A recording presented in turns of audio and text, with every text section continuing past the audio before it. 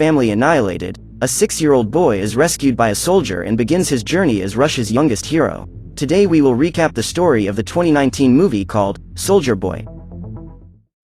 We are in the 1940s, in the midst of World War II. Seryoza Aleshkov is hanging from a tree trunk contemplating nature while his mother washes some clothes on the banks of a river. His older brother Petya is fishing for dinner when suddenly a plane appears and starts shooting at them. The woman asks the boys to hide, but Seryoza bravely uses his powerful slingshot to blow up the airship and defeat the enemy.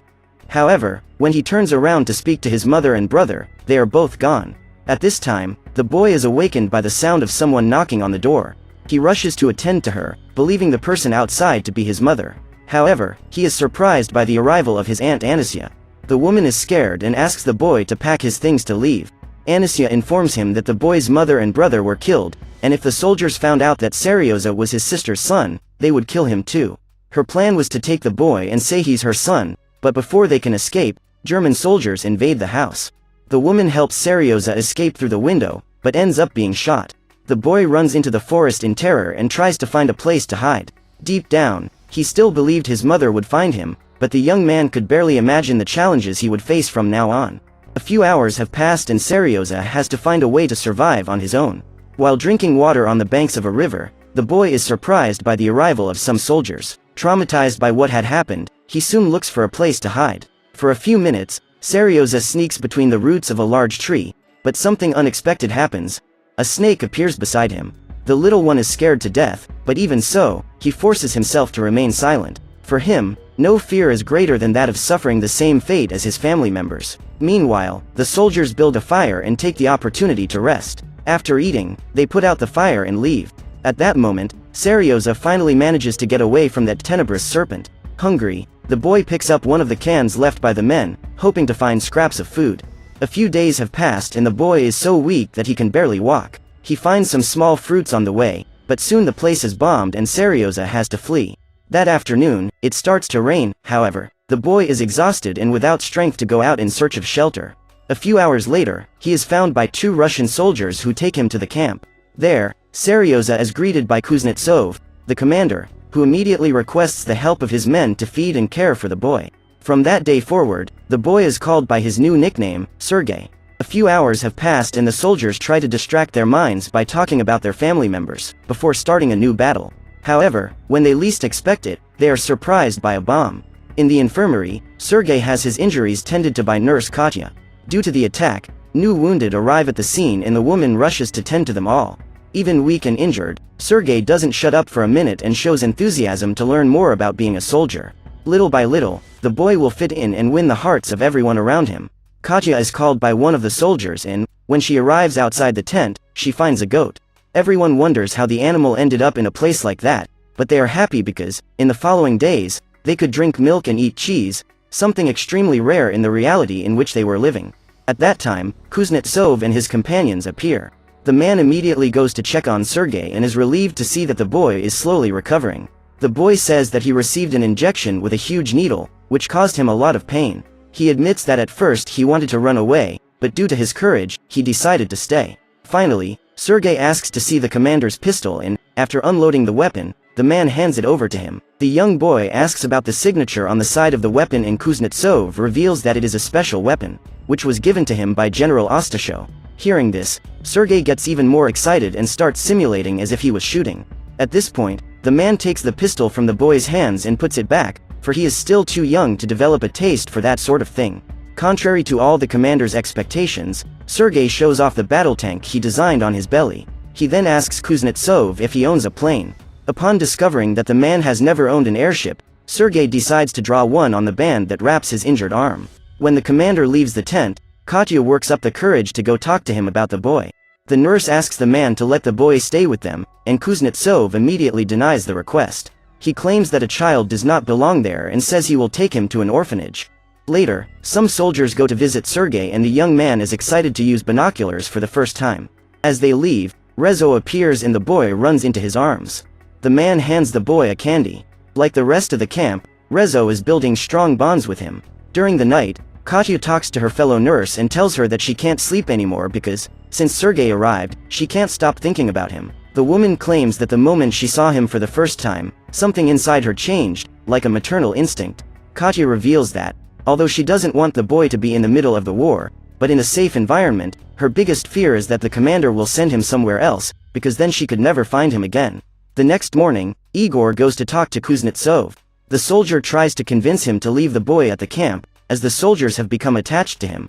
After all, when they looked at Sergei, they felt their hearts warmer, since it is for the children's future that these men were fighting. However, the commander once again states that there is no place for children in that war camp. Kuznetsov admits he's also attached to the boy, but he needed to do what's best for him. Finally, the commander says that he has already signed the papers for the orphanage, so his men should start getting used to the idea of not having the young man around anymore. A few hours later, during an attack, Kuznetsov orders his soldiers to bomb the enemies while he goes to the battlefield to help Katya, who was carrying out the rescue of a wounded man. When the battle comes to an end, they return to the camp and the orphanage's director is there to take Sergei. The man waits in the car while they say goodbye to the boy, but Katya is extremely sad and decides to leave without saying goodbye. Kuznetsov asks Sergei to sit next to him and tries to explain to him what will happen from then on. However, before he could say anything, the boy starts crying and hugs him. He says he was waiting for the commander and was afraid he wouldn't be able to see him again. At that time, the man hands him a weapon carved in wood and asks if the boy would like to be his son. The two embrace and Kuznetsov rips up the orphanage documents he had already signed. Now, the next challenge is finding clothes that fit Sergei. The newest member of the army needed a uniform his size, so Igor sets aside some old pieces for the clothier to make new clothes for the boy. Soon after, Katya appears with the smallest boots she could get. After a few tweaks from the shoemaker, they would be perfect for Sergei. The next morning, Kuznetsov goes to the boy's room to wake him up. The man says that like a real soldier, he would have to get dressed in 45 seconds. Then he hands him his new uniform. The boy is extremely happy and runs to get ready, but first asks why he has a sticker stuck to the face of Kuznetsov, his new father, and the man claims that, due to an oversight, he cut himself while shaving. To count the 45 seconds, the commander lights a match and says that Sergei must be ready before the wood burns completely. A few matchsticks later, they exit the tent and Sergei is excited to show off his new uniform to his teammates. At that time, a surprise attack happens and the commander runs to protect his son. He orders one of his men to take the child to the shelter while everyone takes cover in the trenches. During the bombing, some soldiers are injured and the boy goes to the infirmary to help take care of them. He offers them some water and is willing to help with whatever else is needed. One of the men who had his eyes bandaged asks Sergei to read him the letter sent by his family. However, the boy still could not read and begins to invent good news to give the poor soldier. Bombs kept falling outside, so to calm his comrades, Sergei offers to sing for them. Everyone gets emotional. After all, that was a moment of great tension and, even so, a child was able to give relief and even hope in the hearts of those sick men. After those dark hours, Sergei takes a nap on Katya's lap. His father, the commander, arrives soon after and sits next to the woman. Kuznetsov claims he needs to tell her something, but Sergei wakes up and messes up the whole scheme. As the camp is being rebuilt, two soldiers spot Sergei shaving and decide to make fun of him, asking if the boy was getting ready for a date. However, the boy claims to be a soldier and, according to him, soldiers do not go on dates. He later introduces himself to the commander to find out what his task for the day will be. Kuznetsov questions why there was a bandage on the boy's face, and Sergei claims that, as a result of an oversight, he cut himself while shaving. After hearing this, he asks his son to go get the letters from the truck that was about to arrive and distribute them to the soldiers. The men start dancing with happiness when they receive the letters from their relatives, and this makes the boy start to like his work even more. At the end of the task, Sergei decides to use his camouflage suit to sneak around the camp. As he peers through his binoculars, the boy spots a pair of boots trying to fit in a hiding place. Immediately, he runs back to the camp and calls some of his companions to go get the intruder who was hiding in the haystack. Andrei and his men go there to check what was going on and end up encountering two soldiers from the enemy army. After exchanging a few shots, they manage to capture those men and Sergei returns to camp. Meanwhile, Commander Kuznetsov learns from one of his men that his son helped capture two spies. The man is surprised and is proud of the boy's bravery and modesty. Then Sergei appears in his room and the man gives him great news. Kuznetsov had received permission to adopt the boy, and from that day forward, they would officially be a family. Sergei is overjoyed and calls his father to go tell the news to Katya. The boy says he saw the woman crying once, when Kuznetsov was wounded in battle. The commander is disconcerted to hear that, but still decides to accompany Sergei. Meanwhile, Katya is washing herself on the banks of the river when a soldier sneaks up and takes her coat. Then the man calls out to her and hands her a bouquet of flowers that he picked himself. The woman is clearly uncomfortable with the situation and tries to get her coat back. At that time, Sergei and his father appear. Kuznetsov soon identifies the situation and pulls the boy back. The commander tries to disguise while watching intently. However, Sergei manages to free himself from his arms and runs towards Katya. Then he calls out for his father, but the man, embarrassed, has already left. A few days later, during yet another battle, the boy walks through the trenches looking for Igor.